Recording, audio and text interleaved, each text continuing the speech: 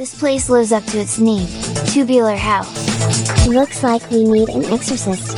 Actually, the name comes from the boiling tubes that run through these mortars. But what do these tubes carry?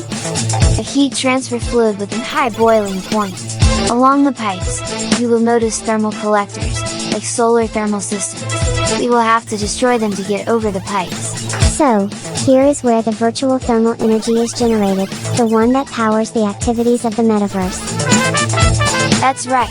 This hot fluid generates the water vapor that moves turbo machines. In turn they feed electric dreams generators, which produce the electricity needed for mining. The same fluid heats the thermal seas of the seaside lands, the lands of the new riches I'll tell you about. I know that the creator wants energy resources to be limited in the multiverse, in order to simulate an eco-sustainable system. In fact, the thermal collectors are fed with the solar energy of the metaverse, virtually created subtracting intrinsic value from the base coins. So, is the intrinsic value of cryptos going to fall, as consumption increases? Yes, but the system is meant to be self-sustaining, at least as long as the intrinsic value acquired by the cryptos, as a result of the success of the metaverse, is greater than the value spent as virtual solar energy. It seems to me that the creator has generated a speculative bubble, furthermore in a greenwashing sauce. Some economists argue this, but they have been politely banned from the metaverse. So, we could just wait the burst of this speculative bubble, to get rid of the metaverse. If you want to abandon revolutionary ideals and embrace Confucianism, go ahead.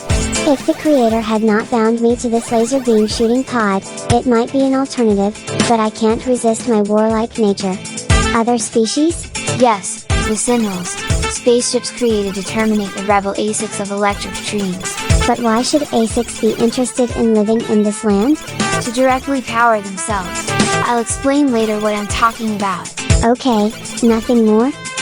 There are the runners. They have been created as plant maintenance bots, but nowadays are defending plants from ASICs. They are lightly armed but quick and well armored. It would certainly be healthier for them to run across the green lands. You are right, some of them do break out and you can see them trespassing. However, at the end, we will encounter some clouds. They usually occur where temperature raises, like in this land. They mitigate the climate by heavy storms. And after that?